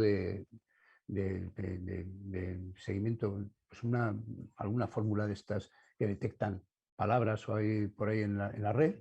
Entonces se generan sitios donde intentaban detectar de forma prioritaria la existencia de un incendio de cualquier manera, lo diga una torre de vigilancia, lo diga un ciudadano o un señor con el chat, whatsappee a un amigo, oye, que he visto un humo en no sé dónde. Eso nos ayuda a mejorar ese tiempo, a cortar el tiempo de actuación. Eso es peligroso, ¿eh? Es peligroso, pero bueno... Está rozando. Pero habían seguido en la investigación, ellos habían Sí, seguido esa línea. Tú no puedes interceptar una comunicación privada. Tú puedes entrar en Internet y ver lo que está público, pero público. Una comunicación privada por WhatsApp no la puedes interceptar. No. Si lo hacen los griegos, están cometiendo un delito. No me estoy refiriendo. Las tecnologías también tienen su lado oscuro, ¿no? También ahora que habla Felipe, también a veces también crea un exceso de información, ¿no? Sí. Hay veces que necesitamos información para tomar decisiones, pero un exceso de información también es malo, ¿no? Saber priorizar, determinar. Bueno, hay que discriminar, pero hemos pasado... Lo primero que pasa aquí es que hay una enorme falta de cultura tecnológica. Vamos a ver, decir que la tecnología no puede hacer cosas, es verdad que cada uno tiene su tiempo, ¿no? Es decir, hay que darle tiempo a las cosas, pero, por ejemplo, yo te digo que hace 10 años nadie esperaba que una nave espacial o un cohete que va a hacer una misión al espacio, los propulsores principales del cohete pudieran volver a la Tierra y volver a ser reutilizados en un 85%. ¿Eso por qué ha ocurrido? Ha ocurrido, en mi opinión, porque hay una empresa privada de un señor, visionario, lo que sea, que se ha jugado su pasta y que dice, yo para optimizar esto y para poder hacer vuelos a la estación espacial o para poner mis Starlink en órbita, pues necesito que sea sostenible. Y el hombre pues lejos de inventar un transbordador espacial que costaba un pastizal y que tuvieron que dejar de hacer las misiones espaciales con el transbordador porque no había Dios quien las pagara, pues inventó esto, ¿no? Entonces resulta que los cohetes de Elon Musk, de SpaceX, retornan a la Tierra y aterrizan en un 90% todos enteros y que los reciclan y vuelven a ir al espacio, ¿no? Entonces, yo creo que hay tres partes fundamentales y no sé qué opináis vosotros y ahora me decís cualquiera de vosotros cómo lo veis desde la administración o desde vuestros empresa privada o desde tal, que es, primero, la sensorización. Es decir, el IoT, la Internet de las Cosas es más allá que un acrónimo IoT y que todo el mundo habla, pero poca gente sabe lo que es realmente. El IoT es mucho más sencillo de lo que parece. Es sensorizar, poner sensores de baja tasa, de alta tasa, como decía antes Alberto, es decir, pues habrá sensores basados en tecnología LoRaWAN, Sigfox, Narrowband IoT, en fin, en un sitio me hará falta una transmisión muy económica sobre GPRS y en otra me hará falta ancho de banda para poder transmitir señales pues, de vídeo, tal y cual, basadas en 5G. Ahí está, esa es la parte del IoT, la parte de la sensorización. Luego viene la parte, ese es el alimento del Big Data. El Big Data, vamos a decirlo entre comillas, porque un Big Data es muy grande, más de lo que estamos hablando todavía ahora, pero un Big Data, ¿qué hace un Big Data? Un Big Data recopila información en una base de datos amplia, cumpliendo las 5 Vs de variedad, veracidad, bueno, todo el tema de que son datos fiables. Bueno, y luego todo esto necesita una parte de computación y una parte de procesamiento, que es la parte donde entra lo que se denomina la inteligencia artificial. Los algoritmos que van embebidos de momento en una tecnología de procesamiento convencional, más adelante, no sabemos cuándo, una tecnología cuántica que nos permita valorar todas las situaciones y tomar decisiones o por lo menos establecer un patrón. Por ejemplo, la policía de Chicago ya hace muchos años, yo hablo de 12, que lo utilizo en mis ponencias, 12 o 13 años, que utiliza criterios de inteligencia artificial y Big Data para prevenir los delitos, ¿no? De hecho, tenía un spot en la televisión que salía, bueno, era un policía que se estaba vistiendo para salir a trabajar y un caco que se estaba vistiendo para ir a robar. Entonces, los dos al mismo tiempo, simultáneamente, la pantalla partía en dos. Resulta que cuando el caco estaba preparado ya había cogido la ganzúa, el cortafríos y tal. El policía había cogido su uniforme, se había puesto la corbata, había entrado en el coche patrulla. Cuando el caco iba a atracar el supermercado, el policía ya estaba allí. En la puerta del tal, pues tomándose un café esperando a que viniera el caco, ¿no? ¿Qué quiere decir esto? Se pueda, es decir, la tecnología lo que tiene que conseguir, en mi opinión, como tecnólogo, es el saber dónde tengo que poner los efectivos. La policía de Chicago, ¿qué hace con esta radiografía que hace el Big Data? Enviar los efectivos a los distritos donde potencialmente va a haber los delitos o donde hay una probabilidad más grande de que el delito exista. Entonces, podemos aplicar, es decir, ¿creéis que este concepto de la policía de Chicago, luego la de Nueva York, que se está probando en Londres ahora también, incluso en Madrid, en Barcelona se están haciendo algunos escarceos, ¿no? ¿Creéis que este tipo de tecnologías, que no vamos a entrar en los tiempos, si el año que viene, el otro, el 2025 el 26, pero no mucho más allá, sería pues quizá lo que aportabas tú antes también de la coordinación de efectivos a nivel nacional, un Big Data a nivel nacional y que no tuviésemos que duplicar los recursos? ¿Creéis que esta parte es la verdaderamente importante para la prevención y la asunción de ser efectivos contra el fuego? Empieza tú, Fernando, que eres el que menos hablaste en el anterior. Sí, en esta ocasión, porque antes más. Estamos un poquito en pañales. Nosotros estamos aquí todas las semanas, recibimos empresas de gente que nos trae drones, gente que no viene del mundo forestal, drones, palos de incendios. Todas las semanas recibimos aquí gente. Ya. Bueno, nosotros tenemos que traducir toda esa información a ¿en qué lo podemos usar nosotros un dron? ¿En qué nosotros en incendios podemos usarlo? Y cuando digo dron, después ya continúo te retomo la inteligencia artificial y la inteligencia de las cosas. Bueno, intentamos sacarle y le vamos sacando provechos que la mayoría de la sociedad no lo entiende, pero Alberto y Felipe sí que lo entienden. Cuando sacan en los medios de comunicación la potencia, la habilidad de nuestras cámaras, aparte de que ha sido un gran éxito, porque aparte de que todas las semanas tenemos aquí empresas de drones, todas las semanas están aquí nuestros líderes de la administración en comunicaciones y en tecnología, que son Amtega y Retegal. Todas las semanas. Estamos hablando seguido. Tenemos una cantidad de convenios con ellos y una cantidad de trabajos que no podemos entender si no es con ellos. Por ejemplo, la retransmisión de todas esas imágenes, de todas las 140 cámaras que tenemos, solo de vigilancia del monte, porque después los agentes tienen un montón de otras cámaras de videovigilancia, ya más asociadas a los cazadores o ese tipo de cosas, a ese mundo que le ponen, le hacen esperas, le buscan. Pero esa comunicación es continua, fluida, y le vamos sacando provecho, pero el provecho que le queremos sacar nosotros en incendios, es menos visible para la sociedad. Muchas veces yo me doy cuenta que además siempre sale la misma noticia. Son capaces de ver una matrícula en no sé cuánto. Pues yo nunca, es que no me interesa a mí ver una matrícula. Otra cosa es que sean capaces, que lo son, pero no me interesa ver una matrícula. A mí lo que me interesa saber en las cámaras que tenemos con Retegal y que nos retransmiten en 4K, en tiempo real, con una calidad de retransmisión, utilizando la red de transmisiones de Retegal. Lo que me interesa saber es lo que decían Alberto y Felipe. Saber cuando hay un incendio en la Sierra de Navia, que nosotros tenemos un fantástico tiempo promedio de reacción, pero cuando tenemos un incendio en la Sierra de Navia, que nos da una alarma por allá, que nos viene alguien, o que lo ve un avión, o sabe Dios, nosotros dirigimos nuestra cámara y evaluamos y diagnosticamos y ahora voy a lo que me preguntas, José Antonio. Nosotros evaluamos y diagnosticamos 2 focos en arbolado, vamos a mandar 2 helicópteros y vamos a pedirle un foco a Madrid. Pero eso hasta ahora lo estamos haciendo nosotros. Uno de los proyectos que tenemos de inteligencia artificial, porque tenemos 8 y vamos a ir empezando y pilotando, uno de los proyectos que tenemos es que no lo haga yo, que lo haga la máquina. que lo haga la máquina. Esa detección de un incendio. Esto es un incendio, además es un incendio de este tipo, con este humo, con este tal, que lo haga la máquina y después que sea el ser humano el que valide eso. Ah, pues sí, es verdad, mandamos un foco y mandamos no sé qué, pero que la máquina ya nos lo detecte, la máquina ya nos lo ve. Eso ya, las máquinas nos lo ven.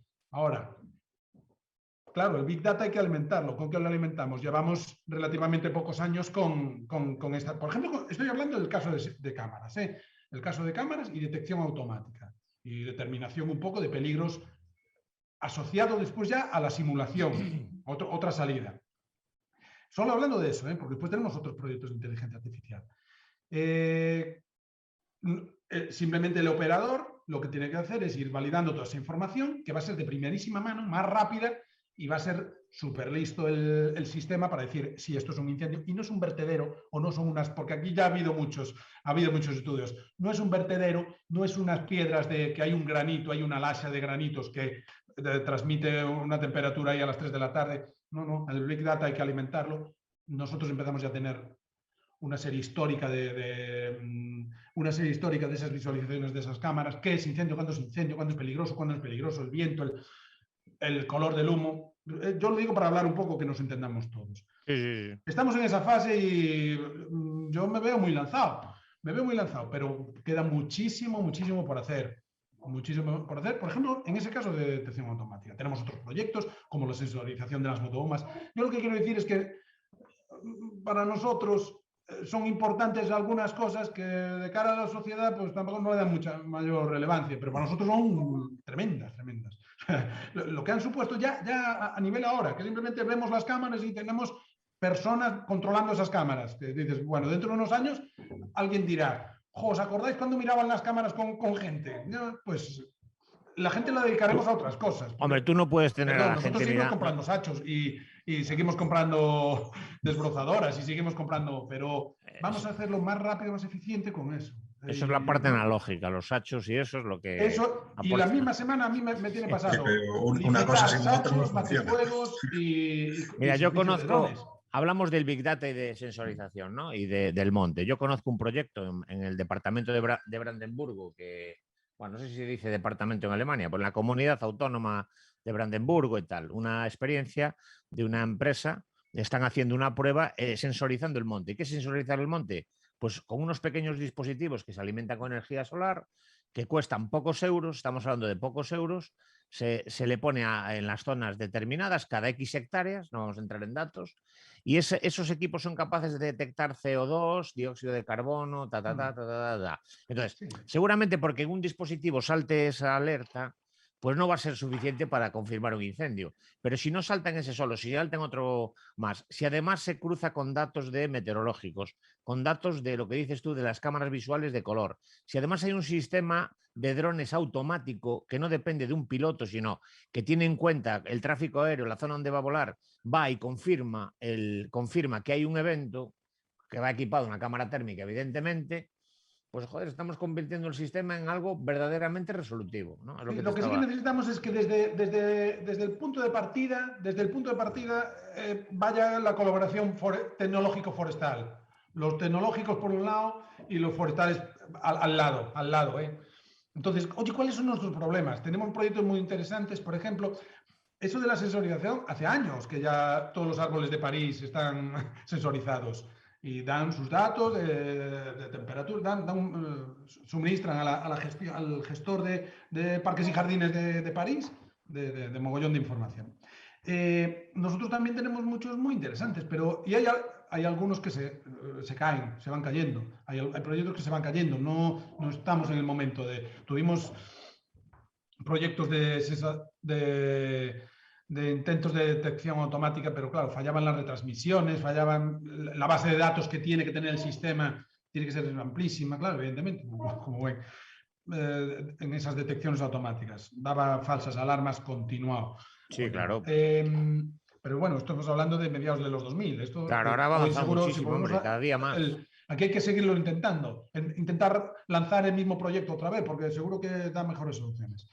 Sensorización, pero es que, insisto, nuestras necesidades son lo que para la sociedad no aprecia.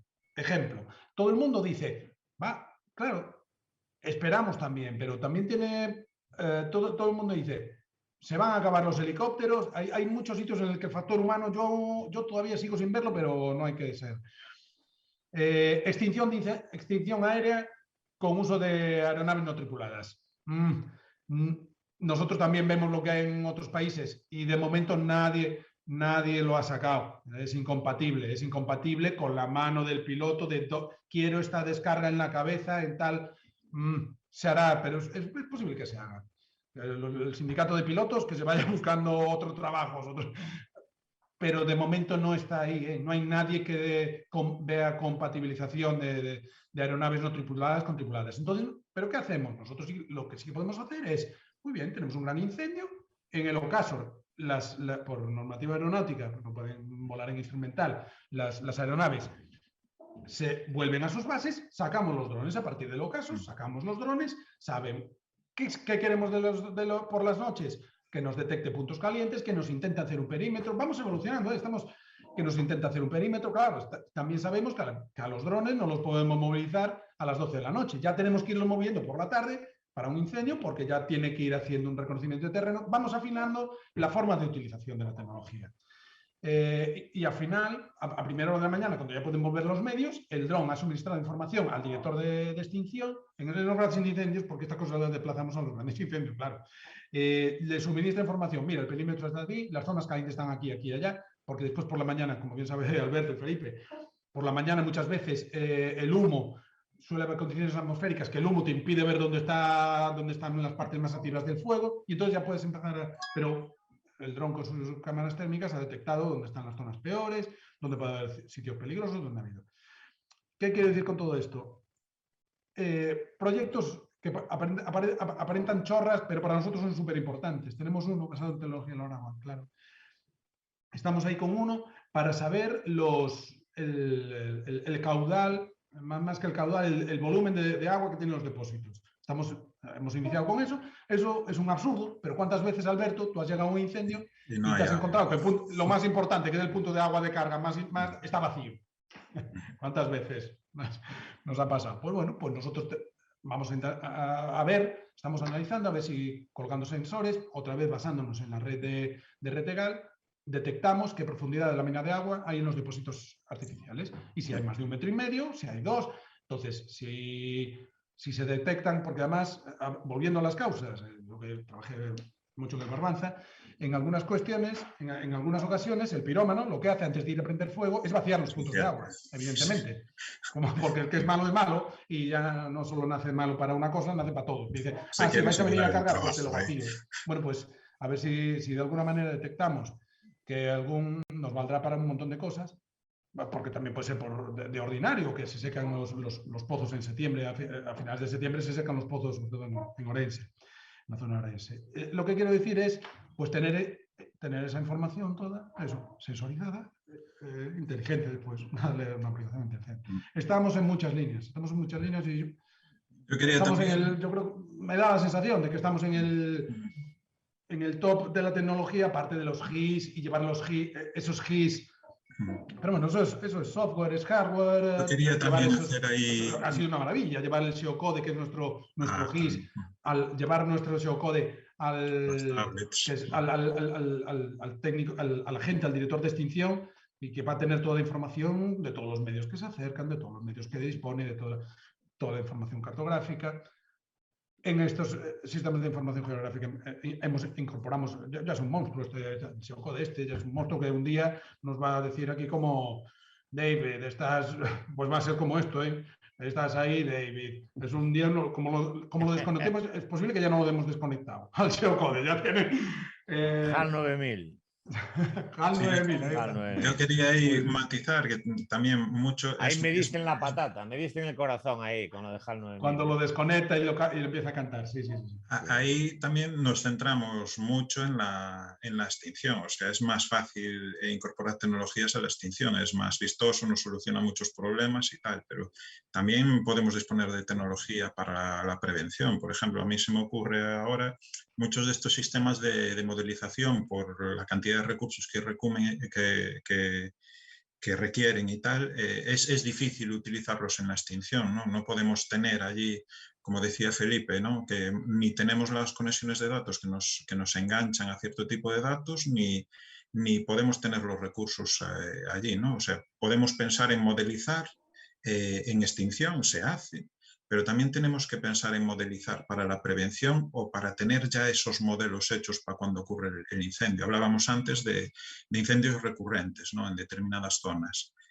Pues podemos tener, de hecho es algo que a mí me hace gracia, ¿no? Porque esta inteligencia artificial, esta forma, estos algoritmos y tal, es algo que tienen los agentes que llevan 30 años de servicio en la cabeza, ¿no? Que cuando vas a un incendio este grande saben dónde empieza, dónde se le puede atajar y dónde va a parar. Dice, al final ya tiene su propio modelo incorporado, alimentado. Perdona que te interrumpa, pero también tenemos ahí un, claro, pero de esos ya van quedando menos después lo que... otro piloto que también tenemos es análisis forense de incendios. Los incendios, nosotros en nuestras aplicaciones ya tenemos cargados todos nuestros shapes, de hacer una historia, bueno, tenemos la evolución histórica que tenemos 10 años de todos los shapes, pero esa recurrencia efectivamente. Y aquí en este incendio hay que pararlo en tal pista, esto Alberto ya lo sabe. De áreas críticas. Este incendio hay que pararlo en tal pista, porque en el 2016 nos pasó aquí y paró allí, porque las mismas, siempre nos ponen cuando hay viento de nordés a esta hora y hay que pararlo en tal pista. Pues eso también tenemos un proyecto de inteligencia artificial incorporando todas esas variables.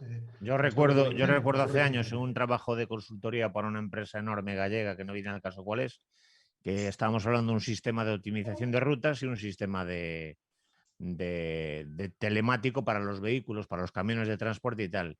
Y dice, ¿que tenéis algo en este sentido? Y dice, sí, tenemos a Manolo.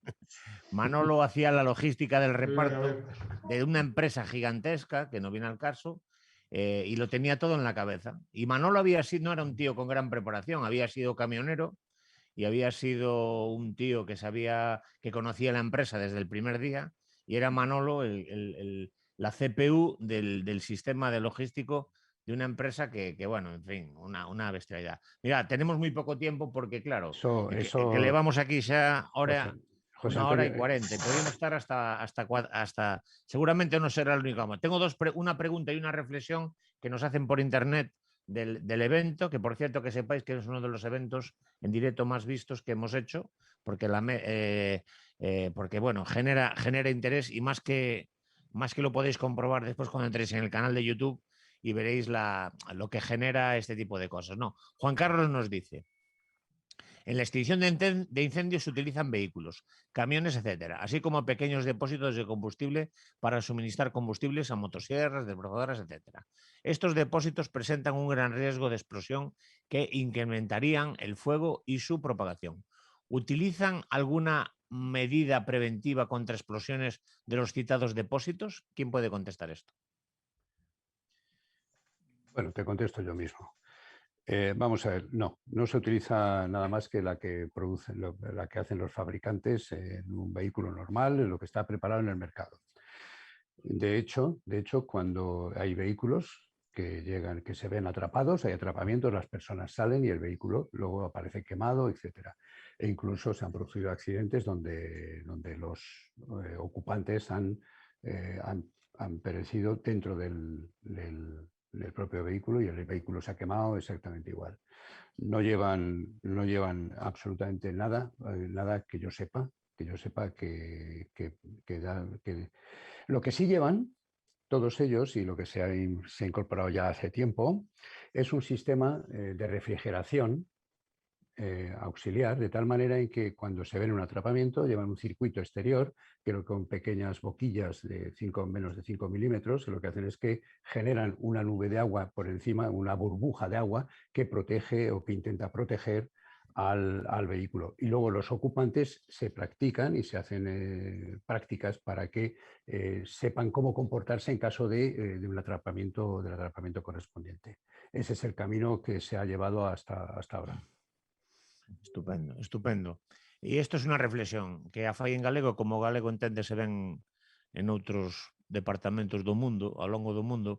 Vamos a dicir, dice un Oxycedri, dice, é unha reflexión, despois vos Seguimos dende fai 20 anos cos debates dos incendios, pero sin unha investigación de causas real. Seguimos apagando grandes incendios no Xurés, Macizo Central, San Mamede, e seguimos sen actuar cando as causas sábense simplemente polos cadros de indicadores. Bueno, os cadros de indicadores non son definitivos.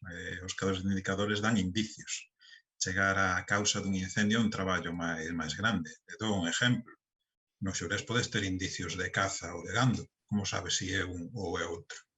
De feito, é moi difícil separar tamén o discurso público da realidade e da ciencia aplicada á resolución de problemas. Bueno, me paso ahora al castellano por eso. Sí, ahora sí. Igual, vale.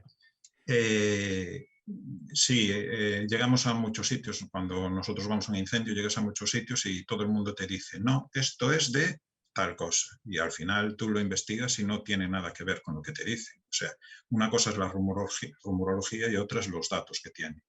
También dice otra cosa que para mí no es acertada, y es que hay que hacer más investigación y tal. No, la investigación se hace y prácticamente se hace del 100% de los incendios. Lo que no siempre es posible es determinar la causa ciencia cierta. Muchas veces no tienes, llegas al área de inicio, pero no al punto de inicio. No tienes los datos de cuál fue el origen, tienes tu margen de error, ¿vale? Ahí creo que en el discurso público se confunden muchas cosas, y esto mucho en el tema de los incendios genera mucho, digámoslo así, genera mucho ruido.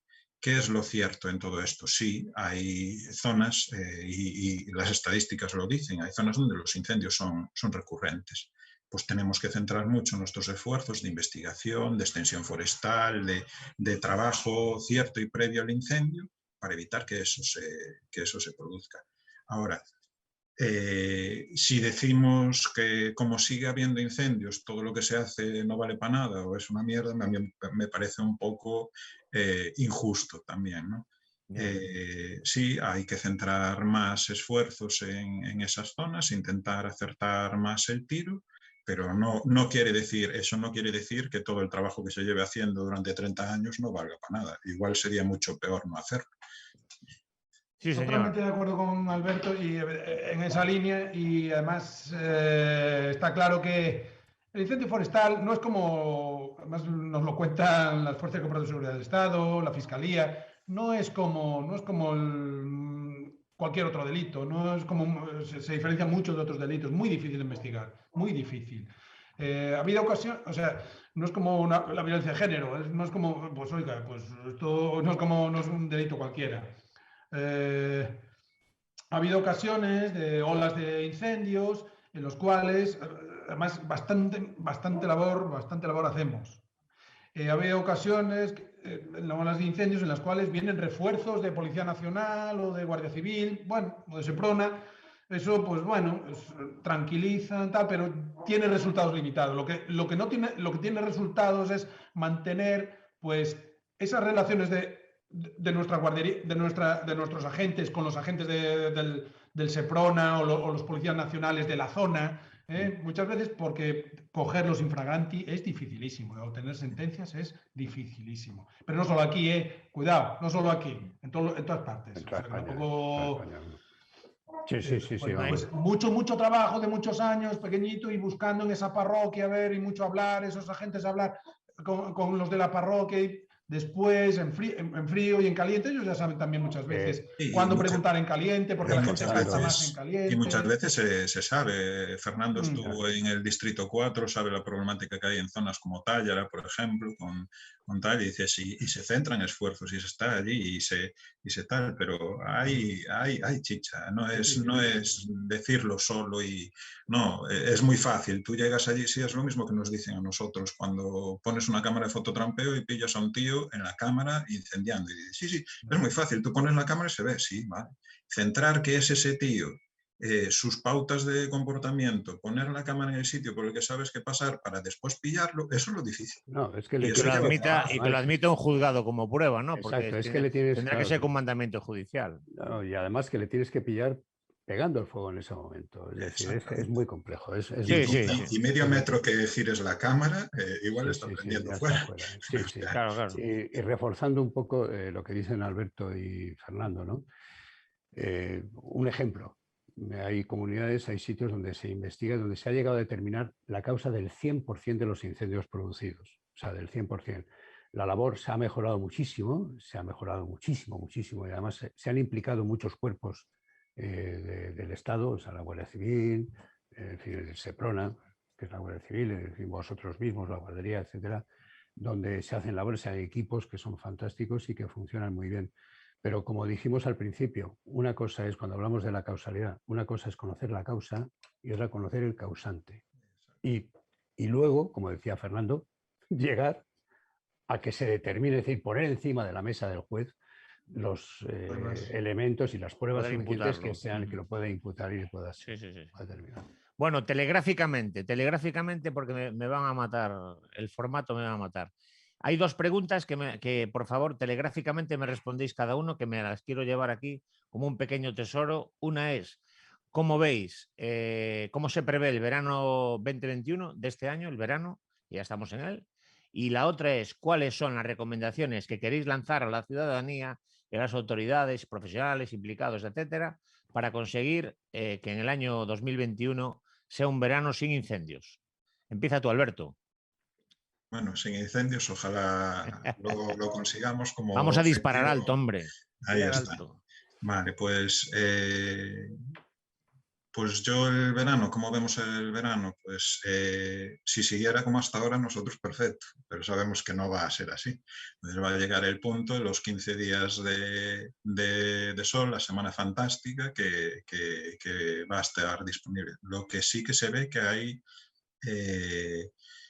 siguiendo la evolución de estos últimos años y tal, se ve que sí, que una primavera húmeda con mucha disposición de combustible, un combustible que puede estar disponible llegado la ola de calor que corresponde y que puede ser un problema. Vale. Respecto a esto, los avisos a la población, ¿qué recomendaciones podríamos dar? Que se haga un ejercicio consciente del uso del fuego. Llega el verano, a todo el mundo le gusta hacer una barbacoa, le gusta estar en el monte y tal. Pues a estas alturas hay cosas que parece mentira que tengamos que recordar, pero se tienen producido fuegos porque la gente usa la barbacoa y para limpiarla tira el carbón incendiado en el monte y se va. Y ese carbón origina un incendio. Pues que ser responsable, que estar en el monte no es tener la libertad que te da el anonimato, ¿no? Que es un bien que es común, que es de todos y que nos repercute a todos. Y por mi lado, poco más. Como hay que ser telegráfico, no nos podemos entender. Felipe. Bueno, vamos a ver, el verano yo creo que va a ser un verano normal, con fases de calor, fases de no calor, es decir, va a ser movidas en los días, en el tiempo, pero será un verano normal. Y nos vamos a encontrar lo que nos encontremos, es decir, que lo vamos a tener que currar y trabajar sí o sí, o sea, no sirve de nada, o sea que verano, trabajo intenso. Recomendaciones de forma telegráfica, pues, como ha dicho Alberto, responsabilidad. La responsabilidad significa asumir que al monte hay veces que hay que llevar una tortilla de patata de casa y ya está, y asumirlo y disfrutarla con gusto y con placer. Más telegráfico no te puedo ser. Muy bien, Fernando. Simplemente añadir, bueno, a ver, porque pues, la previsión, pues estaremos preparados para lo que venga, pero no es difícil. Sí que han dicho, ha habido predicciones de temperaturas más altas de lo habitual y en cuanto a humedad, pues más o menos. Pero bueno, este verano se prevén en todo el territorio nacional eso un poquito a mayores. Bueno, pues, en cuanto a recomendaciones, aparte de las ya dichas, denuncien. Tenemos un teléfono gratuito, denuncien actividades, por favor, que nos ayuda mucho. 900-815-085. Denuncien actividades que vean de sus vecinos o lo que vean por ahí, por favor. Esa es una recomendación mayor. Bueno, pues cuánto hemos aprendido y cuánto nos queda por aprender. Yo, para resumiros, y en relación con los incendios y la tecnología, para un futuro, si queréis acuñar una frase que os voy a dar, que yo lo utilizo habitualmente, bueno, no sé si la inventé yo o es parte copiada y parte tal, pero sí la asumo como propia, ¿no? Es decir, que lo que no se mide no se puede controlar y lo que no se controla no se puede mejorar ni optimizar. Entonces, invirtamos en tecnología para poder controlar lo máximo posible para luego poder optimizar, sacar datos, analizar. Antes hablabais de los modelos meteorológicos, cómo han cambiado y lo mucho que aportan ahora, porque se hacen de una manera muy telemática y muy rigurosa. Dato frío, que no toca la mano humana, porque cada vez que alguien toca con la manita, está desvirtuando el dato. Entonces, el dato es, todo el mundo lo dice, no es mío tampoco, es la minería del futuro, es el oro del futuro. En cuestión de incendios, en cuestión de seguridad, en cuestión de emergencias, el dato es básico, salva vidas. Entonces, yo os animo a invertir en tecnología más allá de la tecnolojuria, que es otra cosa diferente. Bueno, muchas gracias a todos vosotros, expertos, fenomenal. Gracias, Alberto, gracias, Felipe, gracias, Fernando. Gracias a ti. Muchísimas gracias al club, a Nordés Club Empresarial, por patrocinar este pequeño espacio, que hoy es bastante grande.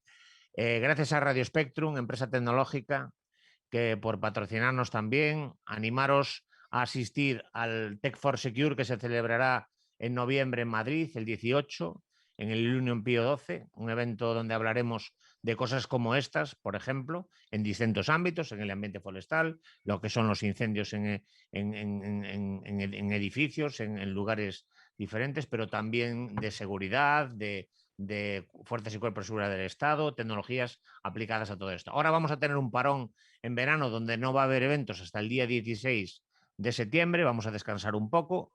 También nos hace falta, pero también hace falta que la gente pues disfrute del verano con prudencia y denunciando a los que cometen errores o potenciales errores en el monte, ¿no? Que tenemos que conservarlo. Galicia es uno de nuestros tesoros, ¿no? Retomaremos el día 16. Pediros a todos los que estáis ahí que nos sigáis en YouTube, por favor, que le deis a la campanita para seguir para recibir las notificaciones.